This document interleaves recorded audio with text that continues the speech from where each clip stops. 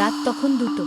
ধানমন্ডি লেকের পাশে দাঁড়িয়ে থাকা হলুদ রঙের ট্যাক্সিটা দেখতে বেশ পুরনো, কিন্তু গায়ে লাগানো চকচকে রং আর উজ্জ্বল হেডলাইট দেখে বোঝার উপায় নেই যে ওটা চালু হয় না প্রায় 10 বছর। রাহুল তখন সবে তার বন্ধুর বাসা থেকে ফিরছে। উবের অ্যাপে গাড়ি মিলছে না কিছুতেই। হঠাৎ চোখে পড়ে ওই ট্যাক্সিটা। ড্রাইভারের সিটে বসে এক বৃদ্ধ লোক হালকা আলোতে খবরের কাগজ পড়ছেন।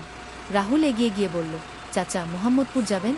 বৃদ্ধ হালকা হাসলেন। চলো বাবা, বসো। রাহুল গাড়িতে বসতেই একটা ঠান্ডা বাতাসের ঝাঁকটা গায়ে এসে গেল। জানালা সব বন্ধ, এসি বন্ধ, তাও যেন গাড়িটার ভিতর কেমন একটা জমাট ঠান্ডা। গাড়ি ধীরে ধীরে রওনা দেয়। শহর তখন নিস্তব্ধ, শুধু গাড়ির ইঞ্জিনের মৃদু গুঞ্জন। কিন্তু একটু পর থেকেই অদ্ভুত কিছু হতে থাকে। গাড়ির আয়নাতে রাহুল দেখে রাস্তা ফাঁকা হলেও মাঝে মাঝে কেমন ছায়ামূর্তি ভেসে ওঠে। কখনো বাচ্চার কান্নার আওয়াজ, কখনো এক নারীর ফিসফিসানি। রাহুল চমকে উঠে বলল, চাচা, আপনি কিছু শুনছেন? চাচা বললেন না কিছু, শুধু সামনের দিকে তাকিয়ে রইলেন। হঠাৎ করে গাড়ির ভেতরের আলো জ্বলে ওঠে। রাহুল তাকিয়ে দেখে সামনের সিটে কেউ নেই। সে চিৎকার করে দরজা খুলে লাফ দেয়। চারপাশে কিছুই নেই, না গাড়ি, না মানুষ, না আলো। শুধু দূরে একটা ধোঁয়ায় মোড়া হলুদ গাড়ি আস্তে আস্তে মিলিয়ে যাচ্ছে অন্ধকারে। পরদিন পত্রিকায় ছোট একটা খবর।